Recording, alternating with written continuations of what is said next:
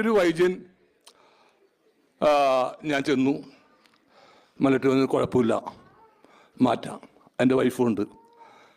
500 തേങ്ങയുടെ വെള്ളം, 500 തേങ്ങ, ആ വെള്ളം എടുത്തിട്ട് അത് കുറുക്കി കുറുക്കി കുറുക്കി കുറുക്കി കുറുക്കി ഇങ്ങനെ ലേഹ്യം പോലെയാക്കാം. മറ്റെന്തോ സാധനം ഇടുക അതിനകത്ത്, മരുന്ന്. ലേഹ്യം പോലെ ഈ വെള്ളം 500 വെള്ളം തേങ്ങ ലേഹ്യം പോലെയൊക്കെ എങ്കിൽ രാവിലെ തുടങ്ങിയിട്ട് രാത്രി വരി പാവം എൻ്റെ വൈഫിട്ട് പറ്റിച്ച് പറ്റിച്ച് പറ്റിച്ച് പറ്റിച്ച് പറ്റിച്ച് പറ്റിച്ച് നശിഞ്ഞു. അങ്ങനെ അവസ്ഥയിലായി. ഈ സാധനം എടുത്തു വെച്ചു.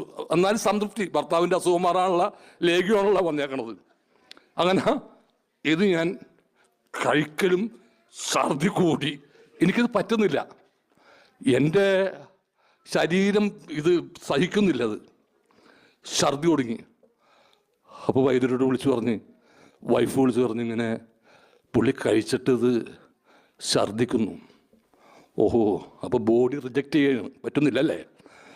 ഒരു കാര്യം ചെയ്യും, അത് കളയണ്ട, പൊള്ളുമ്പോൾ പെറ്റച്ചോളാൻ.